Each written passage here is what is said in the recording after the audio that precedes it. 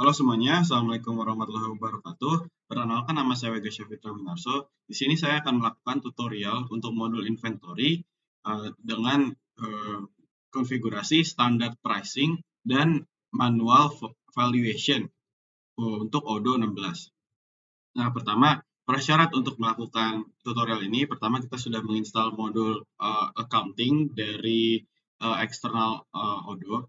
Di sini tutorialnya terdapat pada video sebelumnya. Lalu modul sales, modul invoicing, modul purchase, dan yang terpenting adalah modul inventory, di mana kita akan memanage inventory kita. Yang pertama saya akan menjelaskan dulu istilah-istilah yang akan digunakan pada video kali ini. Nah, pertama, untuk penerapan inventory itu terdapat 3 cara, yaitu standard costing, average cost, dan real time, yaitu berupa FIFO, first in first out, atau LIFO, last in first out. Lalu untuk Odoo 16, di sini terdapat 2 cara dalam melakukan valuasi atau penilaian inventory yang sudah ada. Yang pertama manual dan otomatis. Nah, untuk kali ini kita akan menggunakan standard costing dengan manual valuation. Nah, pertama standard costing itu apa? Ini merupakan penilaian untuk inventory yang paling simple. Di sini Odoo akan menilai inventory dengan menggunakan harga cost ini yang terdapat pada form products. Jadi kalau kita buat products, nilai cost tersebut itu akan stay. Jadi prinsipnya adalah tidak peduli harga barang yang kita bayarkan untuk membeli ataupun harga barang yang kita gunakan untuk menjual, Odoo akan mencatat nilai inventory sesuai dengan cost yang kita isi di atas. Jadi ini akan statik. Misalkan kita ini kan beli 10.000. Kalau misalkan kita beli 13.000, 14.000, 15.000, itu akan tercatatnya tetap 10.000 sebagai nilai inventory. Lalu ada manual dan automatic valuation. Nah, kita bisa beralih ke halaman produk kategoris. Nah, di sini contohnya saya membuat kategori baru berupa standar /otomatik, ini sebuah nama saja. Nah, ini penggunaan inventory valuation-nya adalah automated dengan costing method standard price. Nah, di sini perbedaannya adalah Odoo akan secara otomatis terintegrasi dengan account stock properties. Nah, di sini berarti pada akun inventory tersebut dia akan secara otomatis mengurangi stok yang ada. Kurang lebih seperti itu. Lalu kalau misalkan kita membuat dengan standard price sebagai costing method dan manual sebagai inventory valuation, di sini tidak secara otomatis terintegrasi. Jadi kalau kita misalkan punya akun untuk stock properties, nah kita perlu mengubah secara manual. Tapi tenang saja karena Odoo juga telah memfasilitasi untuk valuasi produk. Jadi kita bisa melihat valuasi produknya meskipun tidak punya account stock properties sebagaimana pada valuation yang automated. Nah, di sini kita bisa lanjut saja ke pembuatan produk. Pertama, setelah install modul-modul ini, kita beralih ke products yang terdapat di inventory. Nah, inventory, products, di sini kita create baru. Nah, misalkan kita akan membuat sofa. Oke, namanya, oh ya, sebelum ini kita perlu membuat produk kategoris terlebih dahulu. Oke, mohon maaf. Nah, di sini kita bisa meng-create baru. Nah, di sini kita bisa meng-create baru. Misalkan kategorinya adalah sofa. Oke, dengan standard price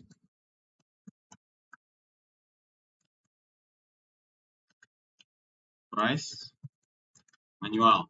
Nah, sebagai contoh aja ya, nih kita pilihkan costing method standard price dan inventory valuation-nya manual. Jadi kalau misalnya kita klik automated, nah di sini kan kita harus memasukkan untuk account stock properties. Nah, tapi kalau untuk manual tidak ada. Oke. Nah, kita bisa create baru. Nah, oke, kita bisa kembali saja. Di sini tadi, sofa standard price manual, ini dua kategori yang saya buat sebagai contoh sebelumnya. Kita bisa klik ke sini, lalu pada bagian products kita bisa klik dan kita bisa create baru. Nah, kita create produknya lewat sini. Nah, di sini kita membuat sofa, living room sofa, misalkan. Nah, kita checklist can be sold, can be purchased, dan kita pilih dari consumable menjadi storable product. Nah, di sini deskripsinya kita bisa lihat. Storable products are physical items for which you manage the inventory level. You can invoice them before they are delivered. Jadi, untuk memanage inventory dari produk living room sofa, kita perlu pilih storable product.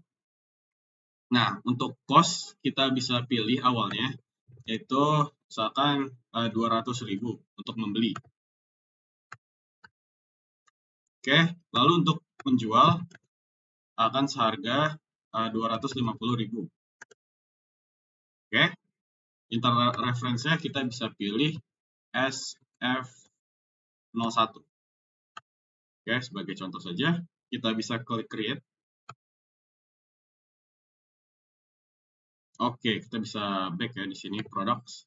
Nah, di sini sudah terbuat. Nah, kita bisa klik. Oke, ini adalah overview untuk informasi produk living room sofa. Kita lihat awalnya ada 0 units on hand, 0 units forecasted, segala macam, semuanya masih 0. Dan kita anggap saja kita perlu membeli untuk stok living room sofa. Nah, kita dapat lakukan melalui model purchase. Dari halaman request for quotation, kita create. Nah, dari vendornya, misalkan dari, kita lihat ya, di sini ada apa saja. Azure Interior. Nah, kita misalkan beli dari Azure Interior. Nah, Azure Interior karena dia menjual sofa gitu istilahnya. Nah, kita bisa pilih di sini, living room sofa. Nah, ini sudah ada kan. Kita bisa klik. Lalu kita perlu stok sebanyak 10. Oke. Nah, di sini sudah terlist ya, 2.220.000 dengan 11% taxes. Oke, kita bisa send by email untuk mengirim RFQ-nya.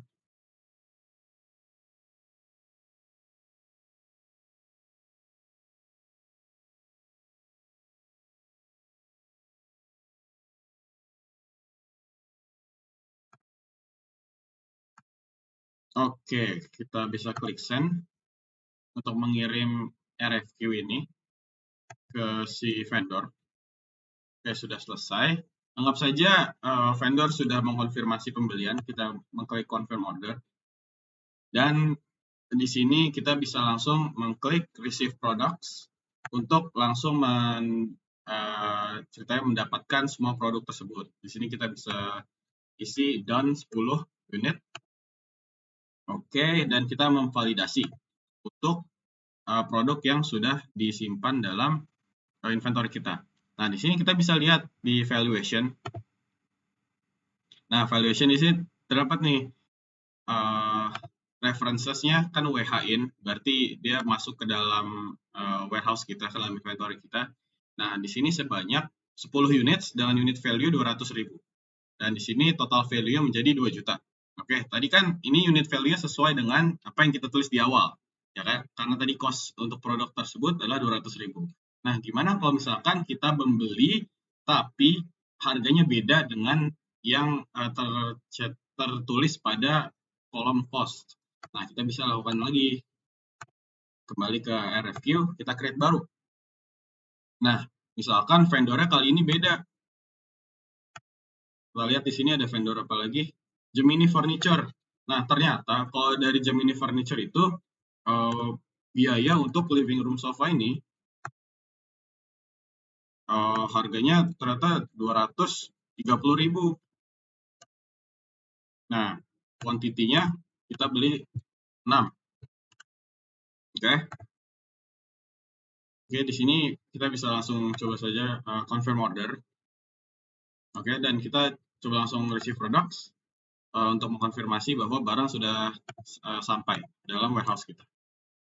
Kita klik 6. Oke. Sudah sama ya, demand dengan done ya. Kita klik validate. Oke, berarti produk sudah tersimpan. Nah, kalau kita kembali lagi sebentar ke PO ini, subtotalnya adalah 1.200.000. Ini sebelum taxes. Karena Oh sorry, oh ini unit price-nya belum terubah. Oh, jadi dia tetap sama ya. Oke, kita coba bikin baru. Sorry, product purchase orders. Game ini furniture.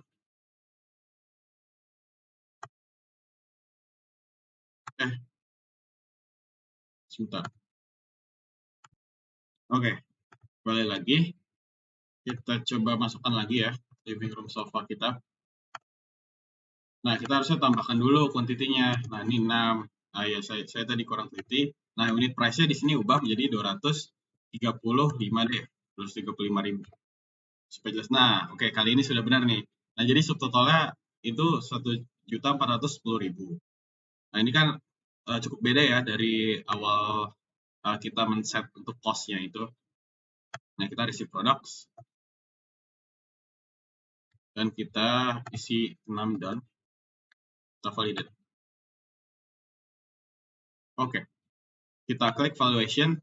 Nah, di sini untuk total value-nya tetap 1.200.000 dan unit value-nya tetap 200.000.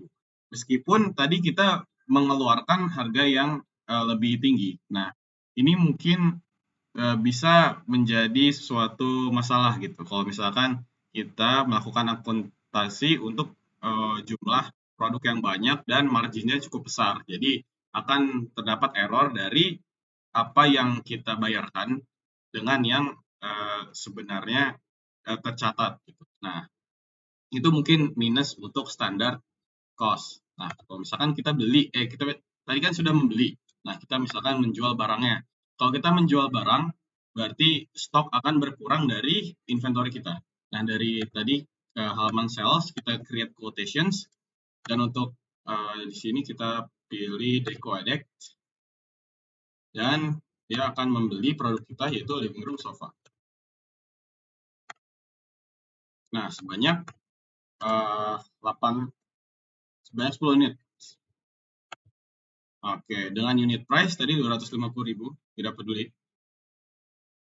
Untuk harga ini sebenarnya kita kan menjual sesuai dengan untung kita gitu. Jadi untuk unit price yang di sini itu memang wajar berbeda dengan cost yang kita simpan di awal. Karena kita ini menghitung juga menambahkan untuk untung, untuk profit. Nah, kita misalkan ke delivery dan kita set untuk down-nya jadi 10. Jadi sudah terkirimkan semua ke customer. Kita klik validate dan sudah selesai untuk pengirimannya. Dari sini WH out. Kita bisa lihat validation-nya, evaluation-nya. Nah, di sini terlihat untuk total value-nya kita berkurang 2 juta dari inventory kita dan unit value tetap sama meskipun tadi ada yang 235.000 gitu kan. Ini tetap yang dipakai itu 200.000. Oke, kita bisa kembali lagi ke quotations. Nah, tadi kan kita melihat valuation-nya satu-satu ya. Jadi per transaksi kita lihat perubahan valuasi. Nah, gimana kalau misalkan kita mau melihat valuasi untuk semua produk kita? Nah, kita bisa melihat dengan melalui halaman inventory, lalu kita ke reporting dan ke arah valuation, ke menu valuation. Di sini kita bisa group by product agar memudahkan. Nah, di sini terlihat nih produk kita yang tadi living room sofa terdapat 4 transaksi. Nah, pertama kita beli sebanyak 10 unit 200.000 per unitnya dengan total 2 juta value. Nah, di sini kita beli lagi 2 kali. Nah, tapi kan yang ketiga ini harusnya 235.000 gitu kan. Nah, jadi ini ada perbedaan 1,4 juta gitu, dari 1,4 juta ke 1,2 juta. Jadi ada perbedaan sekitar 200.000 lah dari yang kita bayarkan dengan yang tercatat di inventory. Nah, ini untuk yang warehouse out-nya. Di sini berkurang 2 juta untuk value inventory dengan unit value-nya itu 200.000 dengan total quantity itu 10. Oke. Jadi kurang lebih demikian yang dapat saya sampaikan mengenai standar costing untuk inventory dengan manual valuation di Odoo 16. Mohon maaf bila ada kesalahan. Terima kasih atas perhatiannya. Wassalamualaikum warahmatullahi wabarakatuh.